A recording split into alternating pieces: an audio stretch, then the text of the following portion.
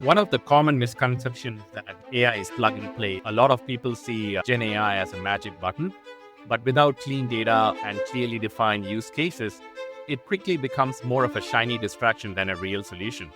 Another misconception that AI runs on its own. In reality, AI needs people to train it, contextualize it, and drive adoption. It augments human intelligence, it doesn't replace it. I've seen incredibly well-designed solutions, technically brilliant, but they fail to deliver impact simply because the teams weren't aligned, trained, or even aware why the change was happening. So you can build the best AI model in the world, but if no one uses it, it has zero value. It's like building a rocket with no launch pad. A big part of making change stick is how we communicate it. If we only talk about productivity or efficiency, it can trigger fear, especially around job security in today's environment. But when we shift the conversation to value creation, growth, and freeing up time for more meaningful work, people start to see AI is an enabler, not a threat. And at the end of the day, AI transformation isn't just a tech rollout. It's actually a human journey. The real win is when people believe in the value it brings and feel like they're part of the story.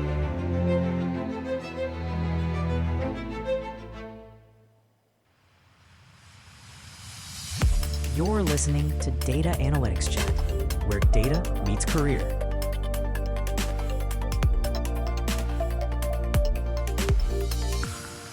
Welcome back to Data Analytics Chat, the podcast where we discuss the world of data, AI, and the careers shaping it. I'm your host, Ben Parker, bringing you real stories, expert insights, and practical advice to help you thrive in the industry. Today, I'm excited to welcome Kartick Kalaimani, VP Enterprise, MDM Data and Transformation Lead at Dentsu. In this episode, we'll explore his exciting career journey, pivotal moments that shaping his career path, and discuss what happens when we actually adopt AI, the change management journey. Kartick, welcome to the podcast. Thank you. Thank you so much, Ben. Thank you for having me. It's great to be here, and I'm really looking forward to this conversation. And a big hi to everyone listening. I hope Ben and I can make this as an insightful and fun session. Yeah, definitely. I think it's definitely an interesting topic with everyone going through this at the moment. So, yeah, looking forward to this. So, do you want to start off with just sharing your career journey? Sure. If I had to sum up my career so far, I would break it into 4 key phases, and with each adding something new to how I think and lead today. Phase 1 was all about mastering operations. So I started my career a little over 2 decades ago in operations at a company called, which is a leading global professional services. And those early years were incredibly hands-on, and I led client engagements across core operational areas like order to cash, procure to pay, and supply chain. And over time, I became a true domain expert.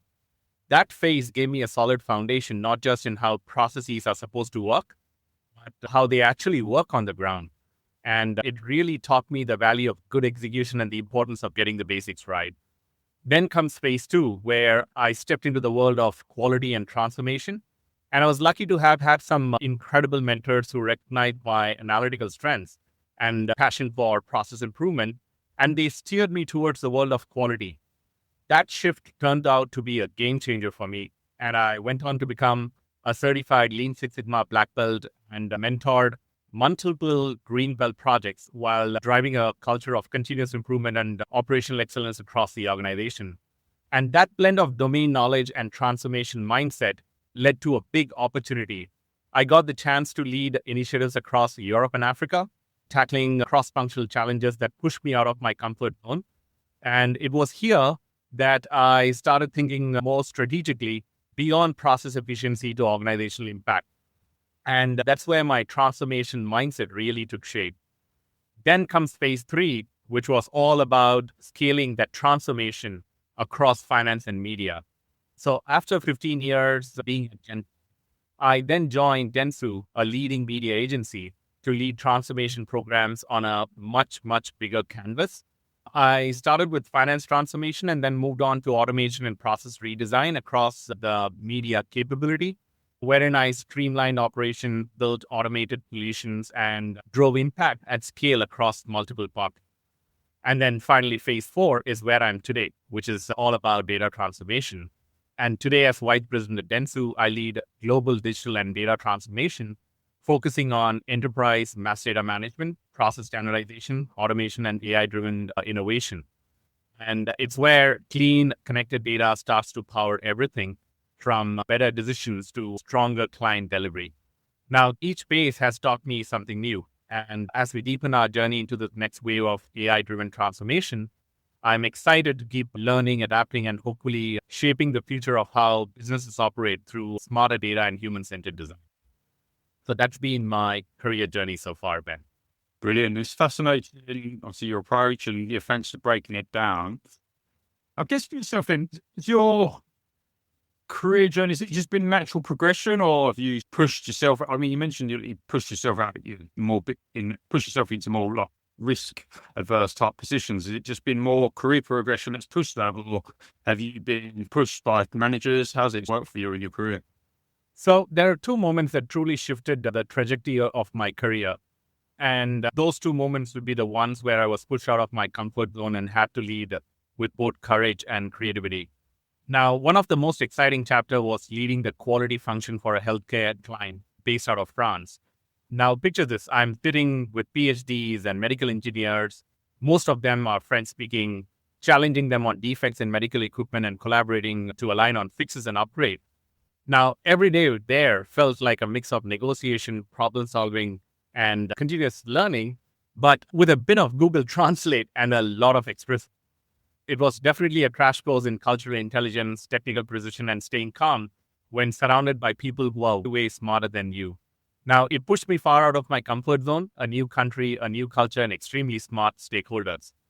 Another pivotal moment came when I joined Dentsu and took on the challenge of transforming finance operations.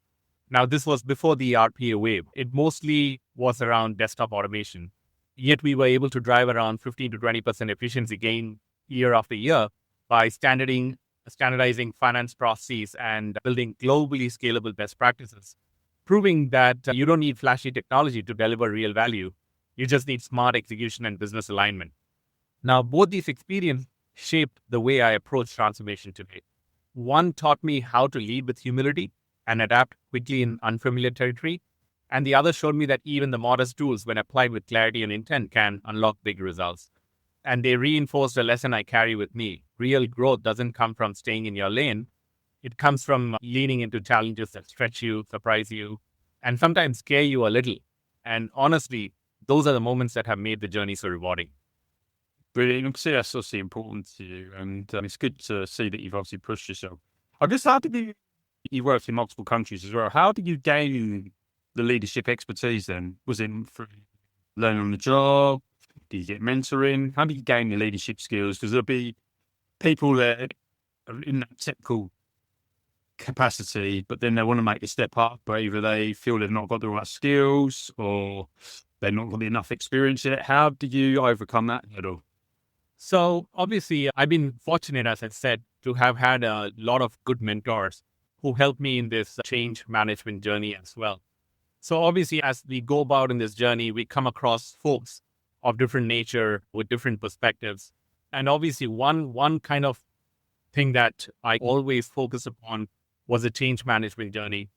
How do we go about getting all the folks along with you in this journey? And that might mean upskilling them, reskilling them, and also setting the right expectations. So obviously, with the right kind of leadership, the mentorship, and with the right kind of engagement with the people, giving them or setting the right expectations with them, ensuring that they understand what the change was that was coming along in their way. It was setting the right expectations, right communications, right leadership buy-in, and obviously having the right support and guidance from your mentors, your managers. That was really helpful in this entire journey for me. Yeah, I think it's important, isn't it, now, to be able to storytell in the right manner, articulate your technical knowledge into layman terms, business, because people want to understand what you're saying and make it easier so you can translate that knowledge. Absolutely. That's key in this entire journey. Then with yourself, have you faced a major career setback? Absolutely. Who doesn't face a major career setback? So obviously, One that really stands out for me was when I was leading an ERP implementation early in my career. Now, on paper, everything was solid. The technology was right, the roadmap was tight, and it had leadership buy-in as well. But despite all of that, the rollout did not land the way expected. The issue wasn't the system, it was the people side of the change. We hadn't invested enough in communication, training, or stakeholder engagement. We underestimated how much fear, resistance, and fatigue could creep in where you are introducing big changes into day-to-day workflows. Now, that's when Peter Drucker's quote really hit home for me. There's a quote saying, culture eats strategy for breakfast. It didn't matter how good the strategy was, but without culture and people on board, it just didn't stick. Now, looking back, it was humbling. It completely changed how I approach transformation. Today, whether I'm working on automation, mass data, or AI pilots, change management is never an afterthought. I bring people early into the journey. I focus on building trust, and I make sure we are not just implementing tools, but building belief. That setback taught me that successful transformation is 50% design and 50% adoption. And that second half, which is 50% adoption, is all about culture, communication, and care. That experience really grounded me in one of the most important lessons of leadership. No matter how sophisticated the solution, transformation is ultimately a people story. And if you can get that part right, the rest tends to follow. So that's been a major learning for me. Yeah, I think it's quite special, isn't it, in life where you face difficulties, setbacks, and then because that is instilled in your brain, isn't it? And you learn from Absolutely. that's like your foundation for future. It should be, if you learn properly, but it's like the foundation for your future thinking, isn't it? Absolutely. Change. That's one of the, I think change management is something that is underestimated today. And hence it's been quite a key learning for me in the early part of my journey itself. Yeah, no, I completely agree. I think, especially the pace the industry's going at the minute, you need, if you're not on board with change management or not fully on board with it, it's going to be challenging, isn't it? Because you've got to move quick today. Denying that. There's very less room for you to breathe and understand what's happening in the industry right now, because things are evolving so fast with new tools coming every day. It's easy that you can get distracted towards the shiny tool and then compromise on change management. Yeah, definitely. I guess obviously you mentioned a couple of key points already, but in this competitive environment, what do you think's giving you like a genuine edge? If I had to boil it down, I think my edge has always been in connecting the dots between business value, technology, and people. I built deep domain experience, as I stated earlier, in areas like finance and media, and paired with that with real hands-on work in automation and transformation. While it's tempting to chase the next shiny tool, I have always focused on building the right foundation first: solid processes, clean data, and a strong change management approach to ensure adoption and scale. For me, it's always about outcomes that actually stick, whether it's making work easier, unlocking new value, or creating room for growth. My mindset has always been about value over hype. And I think that's definitely made a real difference in how I approach every transformation. And that has certainly given me a genuine edge. Okay, so let's move on to the data topic then. So we'll look at when we adopt AI, the change management journey. So we're going to a bit deeper there. So just in your expertise, what are the most common misconceptions companies have when starting their AI adoption journey? One of the common misconceptions is that AI is plug and play. A lot of people see Gen AI as a magic button, but without clean data and clearly defined use cases, it quickly becomes more of a shiny distraction than a real solution. Another misconception that AI runs on its own. In reality, AI needs people to train it, contextualize it, and drive adoption. It augments human intelligence, it doesn't replace it. I've seen incredibly well-designed solutions, technically brilliant, but they fail to deliver impact simply because the teams weren't aligned, trained, or even aware why the change was happening. So you can build the best AI model in the world, but if no one uses it, it has zero value. It's like building a rocket with no launch pad. A big part of making change stick is how we communicate it. If we only talk about productivity or efficiency, it can trigger fear, especially around job security in today's environment. But when we shift the conversation to value creation, growth, and freeing up time for more meaningful work, people start to see AI is an enabler, not a threat. And at the end of the day, AI transformation isn't just a tech rollout. It's actually a human journey. The real win is when people believe in the value it brings and feel like they're part of the story. Yeah. And so is it just because also know stakeholders have put a lot of emphasis on, also especially on Gen AI now. Do you think it's a lack of knowledge, or just trying to speed things up, or should leaders who are the AI like managers, should they perhaps take responsibility for these misconceptions? I think AI is evolving at a very fast pace. And if you look into LinkedIn, there is a new tool that is introduced in the market every day. And every organization is trying to grapple with what's coming their way. And obviously, there's like customer pressure as well, who want to see AI in every solution that the organizations provide. So I think in this journey, everyone's trying to figure out where they stand. So it's very important for organizations to understand their own maturity level, where they are in this AI journey.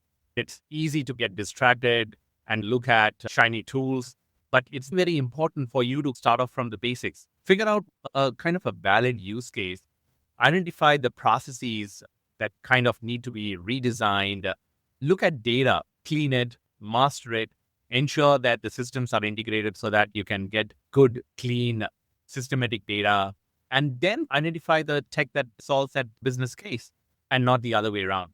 So I think everyone's getting distracted a little bit, but I think this is the time where organizations need to look at their maturity level, take a couple of steps back, create strong foundations, because I always believe that you need to crawl, walk, run, and then fly, and you need to go through that journey.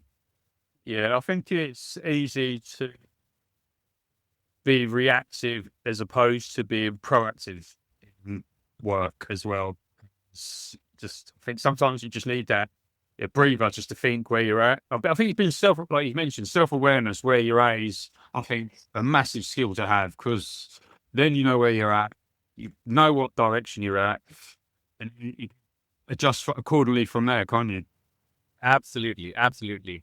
So I think every organization needs to do that check and understand where they are in this entire journey and create strong foundations before they can embark or accelerate in this journey.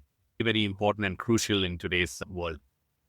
Yeah, definitely. I think I said communication in the change management journey is so important. I think is the biggest thing. I think where businesses struggle is the communication bit. Absolutely. Communication is key. And as I said earlier, you need to take people along with you in this journey, and you need to engage with folks right at the beginning of this journey, whether it be senior stakeholders, whether it's your employees who are going to see that change. Everyone needs to be taken along in this journey, and they need to be communicated of what's coming their way each and every phase of this journey, or else you'll lose them. And without them understanding the change, no one's going to adopt the solution. How good the design is, how good the model is, how good the solution is. If it's not getting adopted, as I said earlier, you will have just zero value. Definitely. Okay, and so how can businesses align their AI adoption with real business problems then rather just chasing these trends? When it comes to AI, the key is to start with, as I said, real business challenges and not the flashiest tool in the market. Too often, companies fall into the trap of trying to retrofit a process around a new solution and hoping the outcomes will follow. But as I said, it doesn't work that way. So that's why what I always advocate for is a fit-for-purpose approach. Now start with the problem, not the tech, and identify a high-impact use case, fix a broken process, clean the data, and then apply AI and automation, not the other way around. For example, embedding AI into a media plan validation in a media agency should not be about chasing a trend. It should be about solving a real problem. Now, it has the potential to eliminate around 35% of the manual effort and free up planners to focus on strategic client work. Now, that's value creation, not just automation. And it's the same across industries. In finance, you might use AI for real-time risk scoring. In supply chain, it could predict stockouts or optimize routes. But the question must always be, what friction can be eliminated to unlock value? And if you follow that question, your AI roadmap will practically design. Interesting. And but just you hear it so many times that people trying to create a problem with AI, isn't it? When really is where you at? But again, going back to where are you at now? What's your biggest problem, and then how can you go about solving it? Absolutely, absolutely. What I've noticed is organizations just identify tech and then try to find a use case that could be applied towards the technology because they want to prove a point. So or they identify tech and then design a process around it. But it should be the other way around. Start off with your real problem where there is genuine issue and which is a problem across your clients, across all your markets, which is actually going to, if solved, it's actually going to create customer satisfaction, employee satisfaction, real value. So I think you should always start off with the business problem, your use case, and then go about identifying a tech once you have the process and data aligned towards it. Yeah. I know it's business basics, really, isn't it? Really? Absolutely. But I guess so many people there's so much talk going on, whether it's LinkedIn, events, it's always flashy toys are getting discussed. I guess either people want to get involved or they need to start getting involved because you're going to get left behind, basically. But again, you need to start with what's your business problem at the minute. You may not need generative AI necessarily right now or whatever your problem is, but in future, yeah, it can be. It's just you need to think of actually what's going to be the biggest impact for your business right now. Absolutely. No one wants to be left behind in this AI journey, so they want to prove themselves. And in that mad rush, obviously, they take this route of identifying a tech and then going about finding a business use case for it. Yeah. And I hear you do it so much. So, from your experience, what are the key human or cultural challenges businesses face during AI transformation? The biggest barrier isn't tech, as I said, it's fear. People worry about job loss, skill gaps, or just not being able to keep up. And often they don't openly resist the change. They just quietly disengage. And that's a serious problem. What worked for us was creating safe spaces for learning. In our organization, we launched automation awareness programs, internal hackathons, built digital communities where people could ask questions, experiment, and even learn together. Transparency is key. Celebrate all the small wins, share your success stories, and most importantly, bring employees in this journey early. And as I always say, you just don't build bots, you build belief. And that's very important in this rapid evolving. Right, that sounds interesting. So is it like bringing business and technology data teams together then so they can have that bounce ideas of each other? Absolutely. That is what is key in this environment. You cannot create solutions in silos anymore. So ideally what you should be doing is getting your business folks, your operation folks, finance folks, technology folks in a room and then look at business cases and then try to co-create solutions. And that's a wonderful environment wherein even operations folks start understanding a bit of technology. Technology folks understand the business lens and even the finance lens. So it's all coming together and then co-creating these solutions, which could always be promoted and scaled further. Yeah, and it is going that way, isn't it? Look, there's tools out there that can do a lot of the heavy lifting. So tech people need to become more business related. And then obviously on the business side, people need to actually start understanding these new tools because it's getting wrapped into the business processes. Absolutely. And okay, brilliant. Then I guess so how leaders approach to these problems, like the fear, it's more communication, doing these like events where the teams training together. How can leaders be approached this? Because I said, like you said, there's a lot of fear in people. Also, you're going to get the media ramping up as well. So how can leaders go about approaching this? I think the most important thing is to focus on your people, on reskilling and upskilling to ensure that there is successful AI adoption. Reskilling and upskilling aren't just nice to have in this AI-driven world. They are actually essential. You simply can't scale AI automation unless your people are empowered to work along. You can't automate at scale without building a digitally fluent workforce. So you need to make education and transparency central to your change strategy. Organizations should work towards launching an enterprise-wide awareness program around automation and AI, and supported by regular webinars, interactive training sessions, and even internal hackathons wherever possible. Now, as I said, such opportunities would serve as co-creation labs where cross-functional teams get hands-on with tools, explore use cases, and see how automation could make their jobs more impactful. So organizations can also look towards building digital communities. Now, today, if you see, most of the organizations are on Teams. So they can have Teams channels, they can have internal portals, and forums where employees could ask questions, share ideas, and see success stories from their peers. Now, that kind of a grassroots engagement would help reshape the narrative from job loss to job elevation. And many employees would transform from being skeptics to champions.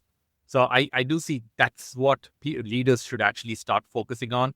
How do they look at their workforce to be in this environment where continuously reskilled and upskilled, and they take them along in this kind of...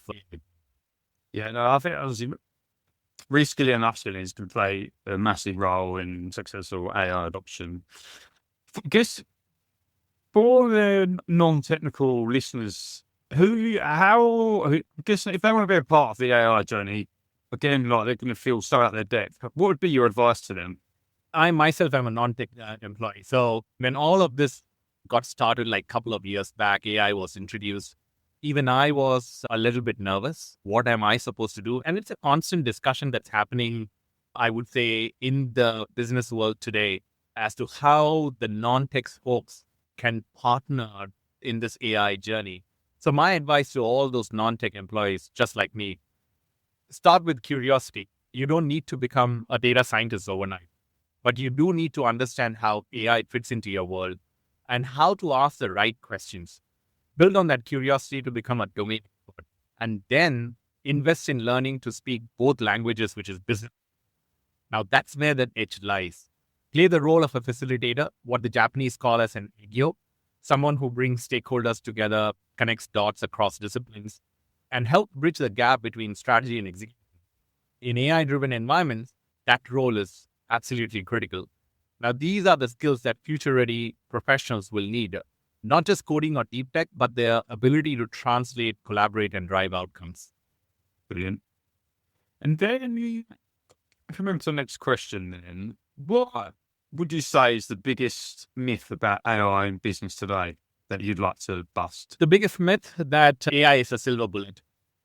The truth is AI is a powerful enabler, but only when you pair it with the right problem, clean data, and a clear outcome in mind. Many executives believe that once you plug in an AI tool, be it Gen AI or predictive models, it will magically deliver insights or automate operations. But the truth is, AI is only as smart as the ecosystem around it.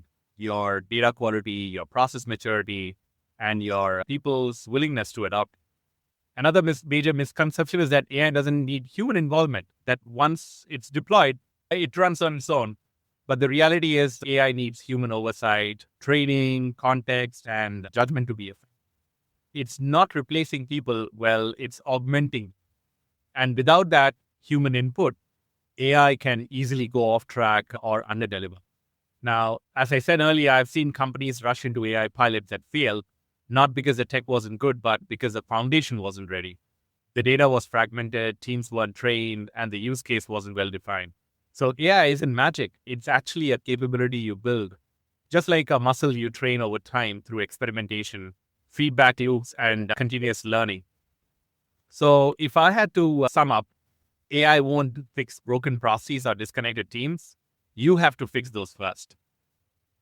Do you think it's just people, businesses, just trying to rush to get things delivered as opposed to actually getting the foundation set? Obviously, there's a lot of customer pressure, peer pressure in today's environment. Everyone wants to showcase that they are in a position to prove out the new Gen AI tool in the market, new machine learning tool in the market, predictive models in the market. So I guess there's a lot of pressure as well, but that's what I said. You need to focus and really know how mature the organization is in terms of processes, in terms of the system landscape, in terms of data, So set your foundations right and then go about proving yourself or proving out a particular tool. Yeah, no, I think I think it's always going to be the pressure. It's always challenges in business, isn't it? It's just, I guess, being able to effectively manage everyone's expectations. I guess you don't want to under-deliver when you need these certain things done. It's just, if you're so far away, you just need to be a bit more realistic, don't you? Yeah, absolutely. So, like, if we fast forward 3 years, what would a well-transformed AI-ready organization look and feel like?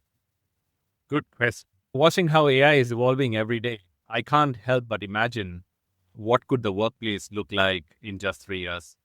And I've always been thinking about this. So let me paint you a picture. It's Monday morning. A finance analyst logs in with his or her coffee, opens a dashboard, and sees that Gen AI has already drafted the narrative for her month-end report, tailored, accurate, ready for the person to review and refine. In the next room, you'll find a supply chain planner working side by side with a predictive model. Together, they have identified a potential stock out in a key market. And the system has already suggested an optimized purchase order to fix it before it becomes a real problem. And then when it comes to media, picture there's a campaign manager watches as AI dynamically shifts ad placements in real time based on performance data, freeing up to focus on the big picture strategy and the client relationship. No one's overwhelmed. No one's afraid. Everyone's engaged, empowered, and honestly, a little excited. Now, that's what I think the future feels like. Cool. Nice painting. Yeah, of course. Yeah, not just more efficient, more human. People co-creating with AI, not competing with it. And data will flow freely across teams, no more silos, no more gatekeeping. And the biggest shift, people won't be asking, will AI replace me? They'll be asking, how can I do more with it? That's how I see this getting evolved in over 3 years' time. Yeah, brilliant. So then looking back at a successful change initiative you've been involved with, what was the turning point that made it work? One of the most meaningful AI change initiatives I've been part of started with a simple question. How do we make AI useful, not just impressive? We had built a prototype that brought together automation and machine learning to improve decision-making in a core business process. The turning point wasn't the algorithm. It was when we focused on trust and usability. Once the business teams could see how this tool could reduce manual effort, improve accuracy, and fit seamlessly into their workflows, the momentum for adoption took off. That's the pattern I've seen repeatedly. Success doesn't come from the smartest model. It comes from how well it's integrated into everyday work, how much the users trust it, and how clear the value is. And that initiative taught me that successful change is less about the tech and more about how people experience that change. You need to embed the change management from day one, as I've always said. Align your processes and data, and most importantly, build for humans, not just machines. And that foundation is what sets the stage for sustainable enterprise-level transformation. Brilliant. And Kartick, that's all the questions. So I really appreciate your insight shared today. I think it's extremely relevant in today's current market. And yeah, thanks for your time. It's been a pleasure having you on the podcast. Thank you so much for having me, Ben. It's been a blast. And to everyone listening, if you have made it to this far, congratulations. You have officially survived my TED Talk on transformation and the wild ride of change management. But in all seriousness, the future is exciting and it's ours to shape. And we just need to stay curious, stay bold, and always remember transformation isn't a one-time project. It's actually a mindset. So until next time, take care and keep building forward. Brilliant. Thank you, Kartick. Thank you so much, Ben. You've been listening to Data Analytics Chat Podcast. Subscribe to our channel for more stories and insights in data and career.